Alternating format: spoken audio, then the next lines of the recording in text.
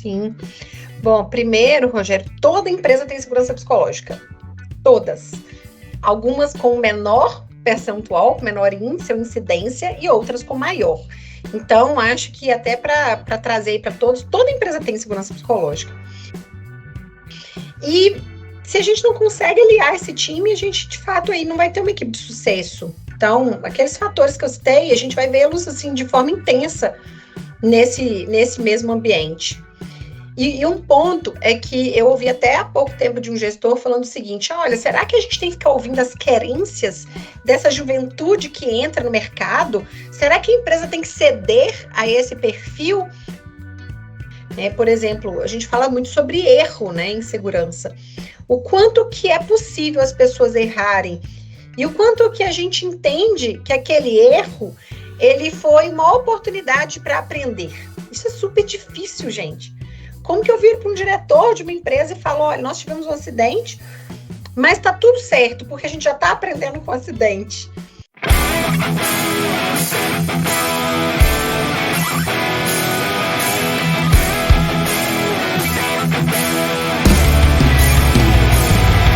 Hoje eu recebo aqui no bate-papo com a especialista, a psicóloga Cristiane Lage, que é especialista em fatores humanos e organizacionais e uma profissional muito conhecida aí na área de segurança do trabalho. Cristiane, é um prazer te receber aqui no canal SCCM em Pauta. Imagina, Rogério, prazer é todo meu, né, de estar aqui falando para esse público tão privilegiado, né, por estar aí envolto aí de assuntos que são tendência. A gente sabe que o seu canal hoje tem tido uma repercussão positiva, então, na verdade, é um privilégio meu estar aqui com você hoje. Bom, obrigado. Eu já falei um pouquinho que tu é psicóloga, que tu é especialista em fatores humanos e organizacionais, que é uma profissional muito conhecida na área de segurança. Mas como meu público ele é bastante diverso, poderia te apresentar um pouquinho melhor, Cristiane? Quem que é a Cristiane? De onde é que tu é? Falar um pouquinho da tua trajetória. Sim, claro. Então, gente, eu, como você já citou, né, fiz psicologia há alguns anos atrás, acho que nem é bom ficar relacionando aí há quanto tempo. E logo em seguida já comecei a trabalhar nesse mundo corporativo, voltado para a área organizacional. E a segurança caiu de paraquedas no meu colo, né? Então eu posso dizer aí que não foi um planejamento estar trabalhando com a segurança. Eu tinha o objetivo de ter a atuação da psicologia organizacional, mas talvez eu nem conhecia. Eu acho que as faculdades hoje em dia divulgam muito pouco isso. Então eu comecei a direcionar minha atuação voltada para essa área de comportamento. Era assim como a gente falava há 20 anos atrás, né? A Insight, que é a empresa que eu trabalho, já está no mercado há 20 anos. E a gente direcionava muito esse olhar da segurança para o comportamento, tentando treinar, preparar, desenvolver pessoas. E, portanto, a psicologia tem uma afinidade muito grande com isso. Ao longo desse tempo, né, fui me especializando também em outras áreas, né? Eu tenho aí especialização na área de planejamento estratégico, na área de gestão de pessoas, em segurança comportamental. A minha última formação agora foi em segurança psicológica, também fiz coaching. Enfim, né? A gente vai bebendo um pouquinho de cada fonte aí para poder trazer esses elementos para o nosso trabalho. Mas o que eu acho interessante, né, dizer que eu falei que a segurança caiu de paraquedas, né? Até bem digo dessa forma. E é uma área assim apaixonante. Porque durante todo esse tempo, em 20 anos, eu acho que você que também é da área, você pode perceber isso, o quanto que a segurança mudou, né? O foco, o direcionamento, a gente sabe que a evolução da segurança ainda não é na mesma proporção que a tecnologia, mas é interessante perceber como que tudo mudou, né? Eu falei que eu comecei com comportamento, hoje eu já trabalho com segurança voltada para capacidade, para desenvolver contexto, então é um foco completamente diferente do que a gente fazia na época. Mas nesse caminho, a segurança, para mim, ela tem um viés muito interessante da psicologia, né? E eu acho que talvez ao longo desses anos o que fez a Insight crescer e ter uma cartela de clientes, eu acho que bem invejável, inclusive, né, pelo porte dos clientes, é exatamente por esse limiar de entender as pessoas dentro desse processo, né? Nunca olhar ali só para a segurança no olhar normativo, tecnicista, de cumprimento de normas, muito mais voltada aí para essa questão dos fatores humanos mesmo. E é isso. Bom, hoje a gente fala muito nesse mundo corporativo que a gente vive, né, em promover segurança psicológica no ambiente de trabalho. Mas eu, sinceramente, ainda tenho algumas dúvidas se as pessoas sabem realmente o que significa isso, né? Ou falam porque escutam sobre esse termo. Então, para a gente nivelar o conhecimento de todos que nos assistem aqui, tu pode explicar o que é a segurança psicológica? Sim. Bom, o termo, né, tem sido amplamente difundido, né? Se a gente pegar até em pesquisas, né, como ele era abordado, por exemplo, desde 1990 até hoje, é uma crescência. Mas eu posso dizer que grande parte das pessoas não sabem efetivamente o conceito e usam até de maneira equivocada. Talvez até reduzindo um pouco, né, vamos dizer assim, não é a proporção, né, a abrangência que o que seria realmente segurança psicológica.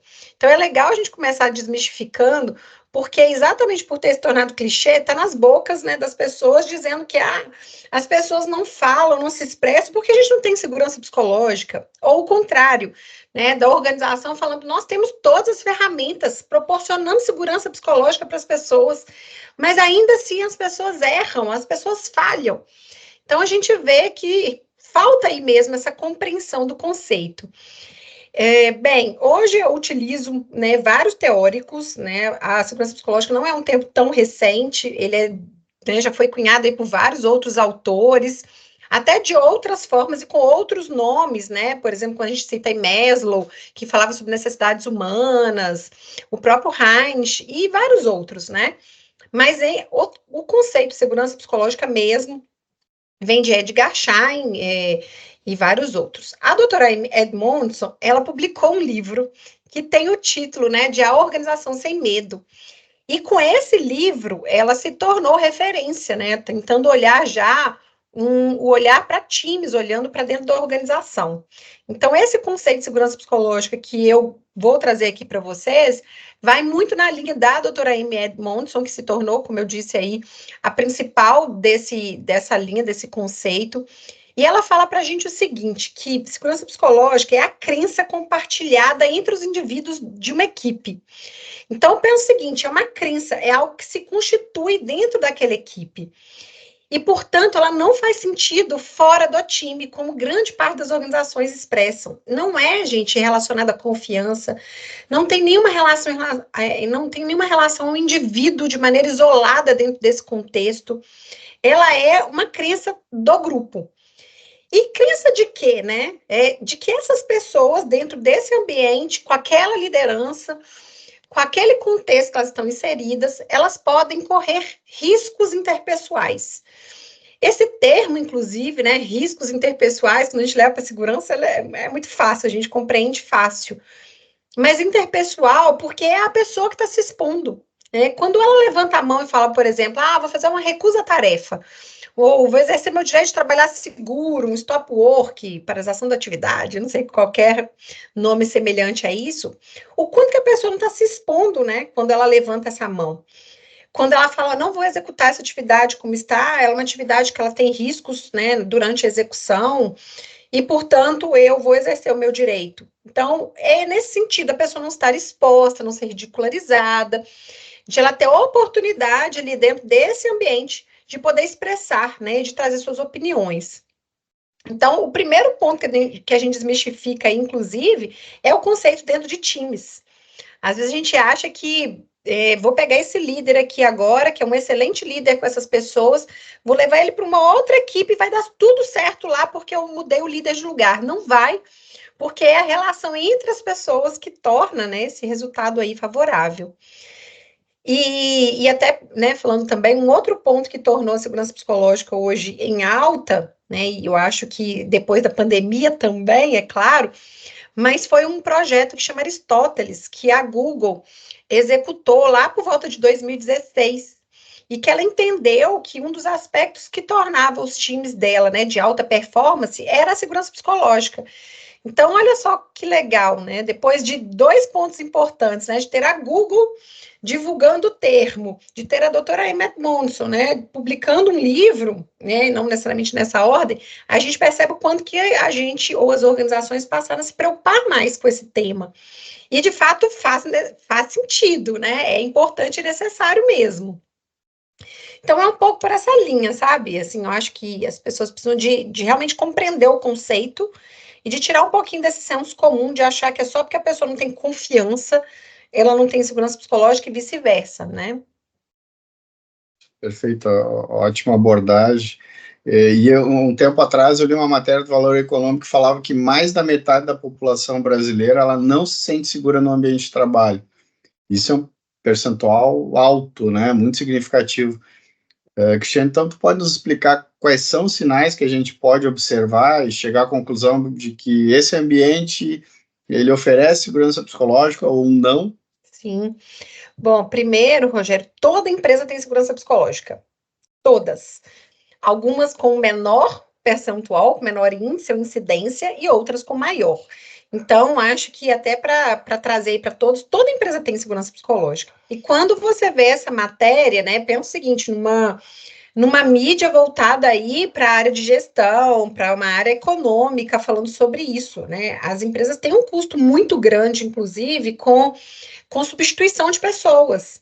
E, de fato, um dos motivos que faz com que as pessoas peçam demissão está relacionado a não se sentir bem naquele ambiente. Mas, assim, e aí? O que eu posso fazer, né? Vamos imaginar que eu tenho um turnover, e tá aí um dos aspectos, né, que a gente já pode direcionar, que pode ser um fator que mostra para a gente que nós temos um índice baixo de segurança psicológica, mas ele isolado não faz sentido. Porque um turnover pode ser por uma série de motivos, um final de projeto, uma série de outros aspectos. Mas aliado a isso, quando a gente percebe, por exemplo, uma equipe muito disfuncional, pessoas que não se conectam, não trabalham bem juntas, pessoas que são muito individualistas. Quando, por exemplo, a gente percebe que existe um alto índice de adoecimento, né? Ou seja, os fatores psicossociais interferindo na saúde emocional do trabalhador, e aí, essa incidência de doenças como burnout, estresse, depressão, ou outras doenças mais físicas, mas que a gente sabe que tem uma natureza emocional, isso também é um fator interessante para a gente olhar. Quando, por exemplo, você percebe que poucas pessoas naquele ambiente falam. Vamos pegar aí das principais ferramentas que a gente tem em segurança, né? O DSMS, DDS, qualquer, né, nome nessa linha. Quando só uma pessoa fala e o pessoal não participa, as pessoas não contribuem, não colaboram. Quando a gente vê que tem uma distribuição de fala que não é compatível, não, somente uma pessoa fala, somente o líder fala, já traz para a gente ali uma noção de que aquele ambiente não é um ambiente saudável para as pessoas se exporem. E vários outros fatores, né? Quando eu digo aí, por exemplo, as pessoas não têm uma sensibilidade umas com as outras, não reconhecem as necessidades individuais. A gente fala muito de equidade, de inclusão, de diversidade, são pautas muito fortes para a gente trazer aqui também para a área de segurança. E por fim, como a gente está direcionando para isso, quando a gente percebe aí taxas e indicadores, a gente sabe que não é a melhor forma da gente avaliar a segurança. Mas quando a gente percebe uma estagnação, quando a gente percebe, por exemplo, que ao contrário, né, a empresa tem investido muito em programas, em cultura, e ela não percebe uma melhoria. Então, grande parte disso pode ser a falta de segurança psicológica, um baixo índice de segurança psicológica. Então, acho que eu enumerei aqui uma série de possibilidades. Não quer dizer que todas as empresas tenham todos os fatores, né? E nem que somente um de forma isolada seja uma questão de falta de segurança psicológica, mas a combinação desses fatores aí já é um alerta muito importante para as pessoas e organizações, né, se atentarem. Bom, Cristiane, hoje é fato que a gente convive no mundo corporativo com diversas gerações, né? Eu sou geração X, trabalho com o meu time, tem várias gerações. Isso, como é que é isso dentro desse contexto de segurança psicológica? Facilita, dificulta ou não tem nada a ver? Então, a gente estava falando sobre diversidade e inclusão, né? Talvez seja esse o insight que te deu aí. Pensa o seguinte, quando a gente tem no mesmo setor, né? A gente fala de times, eu nem olho para a organização como um todo, mas num time. Eu tenho ali um gestor que é uma geração X, né? Como você, por exemplo. Aí eu já tenho, né, engenheiros que são recém-formados, pessoas que são ali talvez millennium, ou geração Y. Pode ser que eles tenham um técnico de segurança que já é da geração baby boomers. Como que é a relação dessas pessoas todas no mesmo ambiente? Primeiro, que cada um entende segurança baseada até na sua geração, né? Eu não sei se talvez você sinta isso. Os geração X são mais disciplinados, eles cumprem mais regras. O geração Y já questiona um pouco mais. Os millennials nem fala, né? E quando a gente não entende, né, essa tendência, porque de fato tem muito a ver com tecnologia, com tudo que o mercado trouxe de competitividade, de transição mesmo, né, ao longo desses anos, e a gente não incorpora isso dentro da organização, você vai perceber que não vai conseguir associar essa segurança psicológica entre esses membros. Vai sempre direcionar para aquele que é o chefe falando, já que eu não tenho um espaço, e, portanto, esses indivíduos que talvez sejam mais novos em faixa etária não permaneçam, né? E a gente sente isso, que a rotatividade desse grupo ela é alta, muitas vezes até por isso mesmo. E o próprio conceito do que é a segurança, que eu disse que é diferente, a forma como eles encaram segurança é diferente e a forma como eles entendem o risco também é diferente por isso. Então, se não tiver esse compartilhamento de opiniões entre eles, de como que eles vão, por exemplo, pensar na melhor medida de controle, que grande parte das vezes a gente pode fazer para aumentar a capacidade daquela atividade, tem a ver com tecnologia, tem a ver com inovação, e se a gente não consegue aliar esse time, a gente, de fato, aí não vai ter uma equipe de sucesso. Então, aqueles fatores que eu citei, a gente vai vê-los, assim, de forma intensa nesse mesmo ambiente. E um ponto é que eu ouvi até há pouco tempo de um gestor falando o seguinte: olha, será que a gente tem que ficar ouvindo as querências dessa juventude que entra no mercado? Será que a empresa tem que ceder a esse perfil? Eu falei, a gente, não é questão de ceder a esse perfil. Ou vocês se adaptam enquanto organização, porque essa é a tendência, ou com o tempo a empresa não vai conseguir se manter de forma competitiva, sustentável. Então, é uma necessidade, não é só uma questão de querência, de escolha, é uma questão de necessidade mesmo. Eu trabalho hoje, atualmente, numa empresa de tecnologia, e onde tem muito cruzamento dessas gerações, né? E é bem o que tu falou, não tem opção de não se adaptar a algumas coisas, né? Algumas Sim. mudanças senão a empresa não sustenta, né? E como que está relacionada a segurança psicológica à produtividade e engajamento dos colaboradores? Tem alguma relação direta? Acredito que sim, mas queria que tu explicasse um pouquinho, Cristiano. Sim. As duas são proporcionais, né? Quanto maior o ambiente de segurança psicológica, maior a produtividade. E interessante que muitas vezes a gente pensa o seguinte: mas se eu tenho segurança psicológica, eu tenho espaço para as pessoas falarem, não quero fazer, enfim, muito mimimi, muito momento de fala. E não é por aí, né? Quando a gente trabalha em segurança psicológica, a gente tem essa abertura, a gente tem times de alta performance. A gente precisa desafiar as pessoas, né, a sua máxima performance, elas precisam de entender que é um ambiente que elas estão sendo avaliadas e que o desempenho é necessário. Então, as duas coisas caminham juntas. Tanto que eu acho que, né, é comum a gente ver em empresas trazendo fatores como estes, né, que no mês em que elas tiveram recorde de produção, elas também tiveram recorde de segurança, né, ou de baixo índice, né, de acidentes, ou com baixa taxa de gravidade. E isso é possível, por incrível que pareça. Por quê? Porque quanto mais as pessoas puderem ser quem elas são, entenderem que elas podem se expressar, trazer as dúvidas, ou até fazer aquela recusa que eu citei no começo, mais empenhadas elas estarão no trabalho e, portanto, mais seguro estará, né, uma vez que elas têm oportunidade de promover essas melhorias. Então, são, assim, proporcionais as duas coisas, né? Não tem como a gente pensar uma sem pensar a outra. Eu tenho certeza que o líder ele exerce um papel fundamental nessa construção do ambiente psicologicamente seguro. Mas como que esse líder ele deve lidar com os conflitos, situações de estresse que são normais no dia a dia de trabalho, né? O que ele deve fazer para garantir essa segurança psicológica no time? Sim. Bom, conflito vai ter em todo lugar, né? Porém, quanto maior o conflito, menor a presença da liderança. Eu posso dizer que se tem conflito, não tem um líder atuante ali. E não tem como a gente negar, né? A segurança psicológica começa da liderança. Não digo liderança, só liderança direta, mas tem a ver, gente, com o nível de autonomia que as pessoas têm, da relação de poder que a organização promove. está bem associada até com aquela teoria, né, da ponta fiada. Quanto mais perto do risco, mais o conhecimento da atividade. Quanto mais longe do risco, né, então na ponta mais não tão fina, menor o conhecimento do que está acontecendo, mas maior poder, maior influência, maior autonomia. Então, eu digo que o líder, ele é imprescindível para essa equipe. Mas uma coisa super interessante, até também para desmistificar vários pontos, é que as organizações hoje tendem a investir no desenvolvimento dos líderes, mas tirando o líder do time. E aí faz os treinamentos de forma isolada, mas não ensina esse líder a interagir com as pessoas que estão com ele.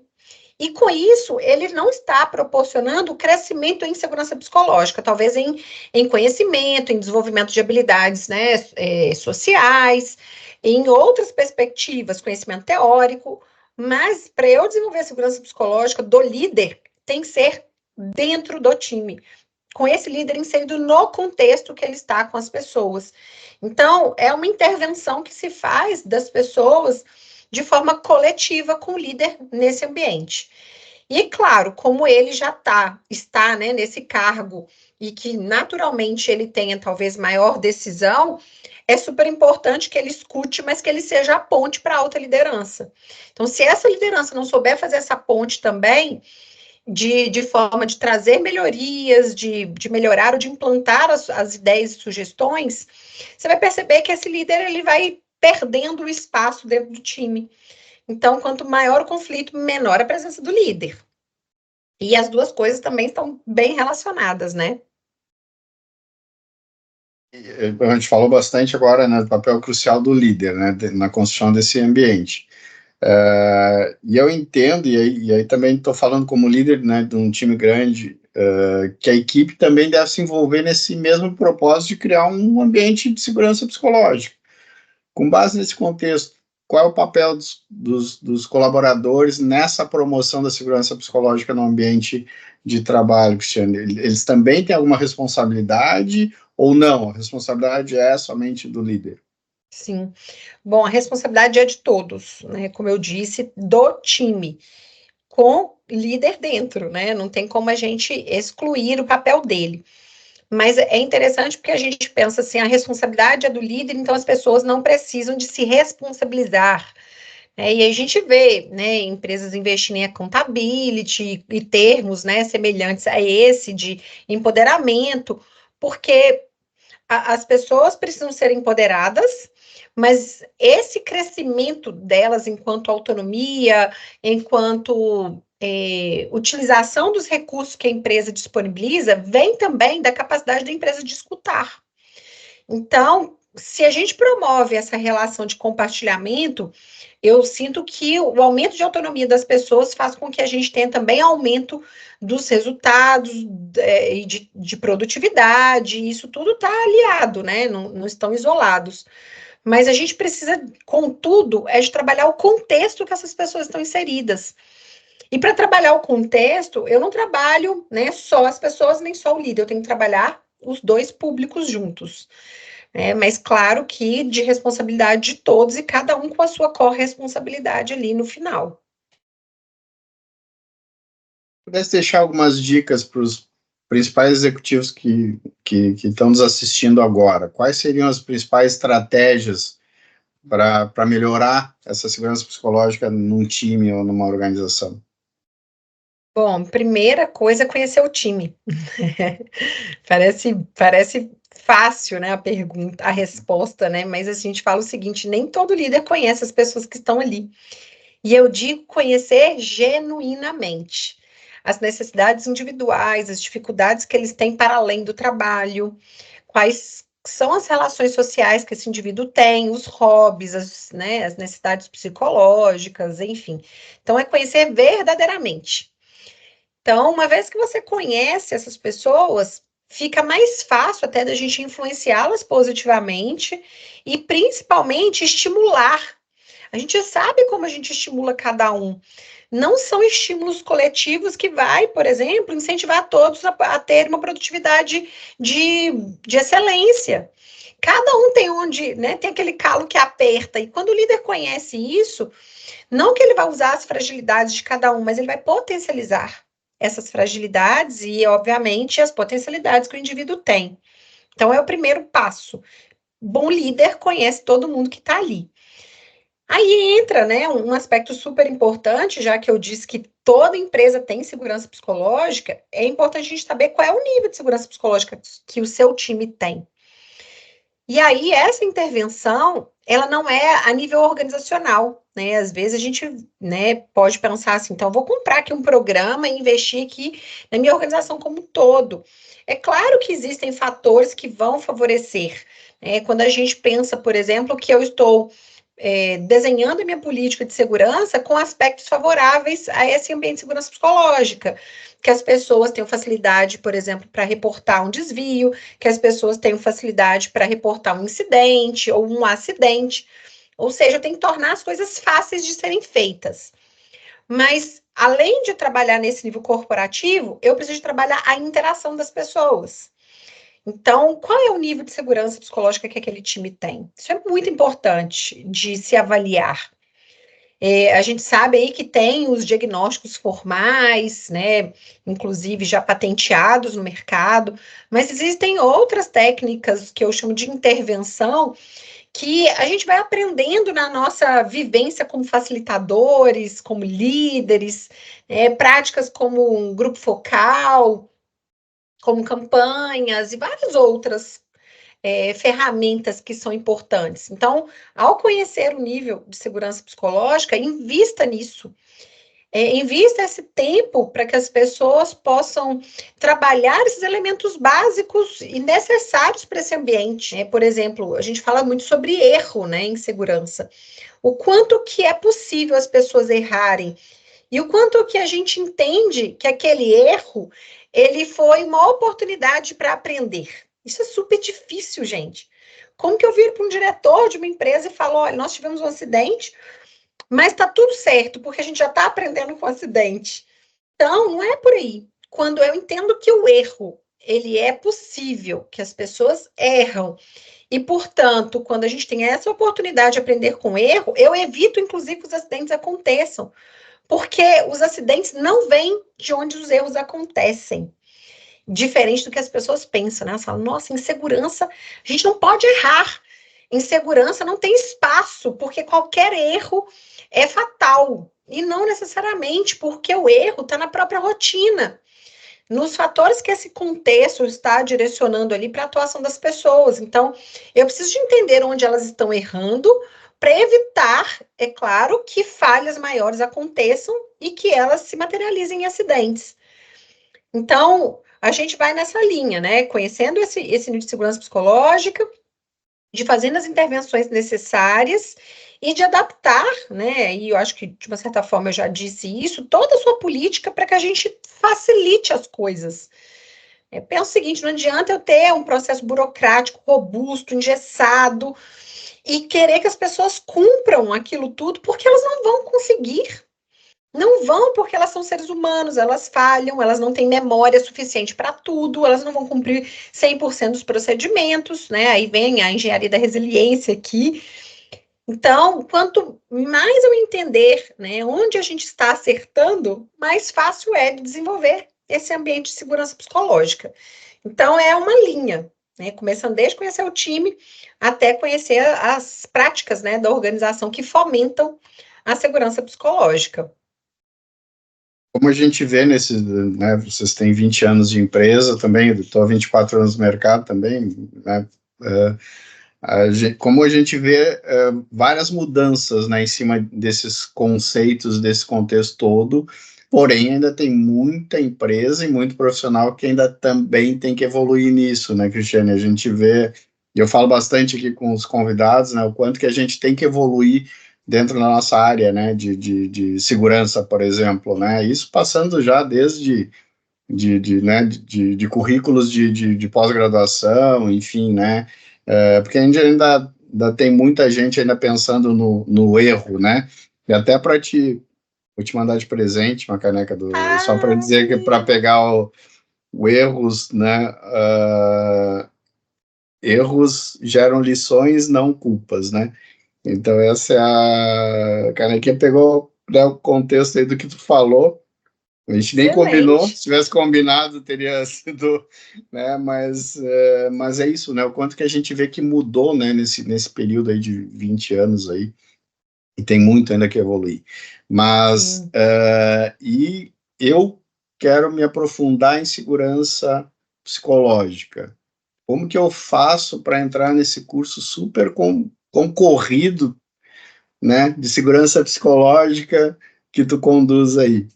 Então, bem, é até de forma oportuna, né? Nós teremos em breve, gente, a segunda turma de um curso que chama Contexto, EHS, né? Segurança Psicológica em EHS. Então, é um curso que a gente direcionou aí para trabalhar especificamente esse mundo do EHS. E a gente vai ter uma turma agora no mês de junho, vai ser a nossa segunda turma. Nós fizemos a primeira, que foi um sucesso, e a segunda agora já para o dia 10 de junho.